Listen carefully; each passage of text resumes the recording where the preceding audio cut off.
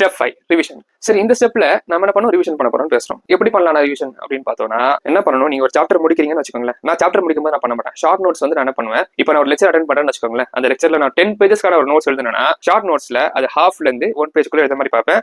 But you have to ensure that you are writing all the important details. All the details important மட்டும் கிடையாது, ஏதாச்சும் ஒரு detail வந்து கொஞ்சம் இம்பார்ட்டன்டா இருந்தாலும் அந்த டீடைல் வந்து உங்க ஷார்ட் நோட்ஸ்ல இருக்கணும். அப்புறம் இந்த கொஸ்டின் இப்படி சால்வ் ஆகும், அந்த கொஸ்டின் அப்படி சால்வ் ஆகும், சில ட்ரிக்ஸ் சில இதெல்லாம் இருக்குல்ல, அது கூட நீங்க ஷார்ட் நோட்ஸ் இன்க்ளூட் பண்ணலாம். உங்களுக்கு என்னென்னலாம் நெக்ஸ்ட் டைம் ரிவைஸ் பண்ணணும் அப்படின்னு உங்களுக்கு தோணுதோ அது எல்லாமே வந்து நீங்க உங்க ஷார்ட் நோட்ஸ் இன்க்ளூட் பண்ணிக்கலாம். ஷார்ட் நோட்ஸ் பத்தி நான் டீடைலா ஒரு வீடியோ போடுறேன். ஓகே, இப்போ நீங்க ரிவிஷனுக்கு நீங்க வரீங்கன்னு வச்சுக்கோங்க. முதல்ல என்ன பண்ணணும், ஷார்ட் நோட்ஸ் ரிவைஸ் பண்ணணும். ஷார்ட் நோட்ஸ் வந்து நீங்க எடுத்துறீங்க. ஒரு சாப்டர் வந்து maximum 5 to 6 pages, but ensure that you are keeping the chapters within 2 to 3 pages. அப்புறம் நல்லது, நீங்க மேக்ஸிமம் எடுத்தீங்கன்னா 5 to 6 pages குள்ள சாப்டரை டீடைலா ஷார்ட் நோட்ஸ் இருக்கிற மாதிரி பாருங்க. ஓகே, ஏன்னா நீங்க வந்து ஸ்கிப் பண்ணி படிக்க முடியாது. ஏன்னா எல்லா டாபிக்குமே இம்பார்ட்டன்ட்.